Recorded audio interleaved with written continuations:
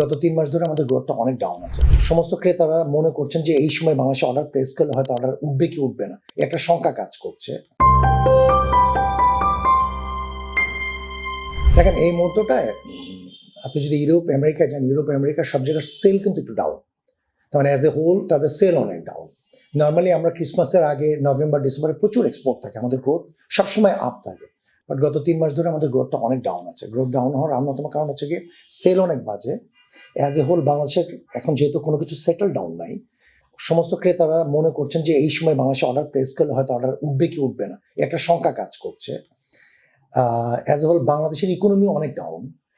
সব মিলিয়ে সামনে একটা ইলেকশন আছে, ইলেকশনের পরে রোজা আছে, ঈদ আছে, সব মিলিয়ে ক্রেতারা মনে করছে যে আস্থার জায়গাটা একটু সংকট আছে। এই আস্থার জায়গাটা ফিরে আসবে যখন একটা সেটেলডাউন হয়ে যাবে, সব কিছু একটা পরিণত গভর্নমেন্ট আসবে, তখন দেখবেন বায়ারদের আবার আস্থা ফিরে আসবে এবং এটা গ্রোথটা বেড়ে যাবে। বাট এই মুহূর্তে সবকিছু মিলে একটা কম্বিনেশন প্রবলেম চলছে, মানে যেখানে আমরা সেলিং মার্কেট, সেই মার্কেটের ইকোনমির অবস্থা বাজে। অন দ্য আদার হ্যান্ড বাংলাদেশের অ্যাজ এ হোল সিচুয়েশনটা নট সেটেল ডাউন। দুইটা একসাথে হওয়াতে হয়েছে কি আমাদের গ্রোথগুলো ডাউন হয়ে যাচ্ছে। দেখেন আমরা যখনই অর্ডার নিতে যাচ্ছি তখন যেটা দুইটা জিনিস বলার চেষ্টা করছে, সে ধরনের আমরা এখন বুকিং করবো কোন জনের জন্য, আমরা এখন নেক্সট জন্য বুকিং করতে হবে ফেব্রুয়ারি, মার্চ, এপ্রিল, জুন। ফেব্রুয়ারিতে ইলেকশন, তারা they don't want to place the order on that much.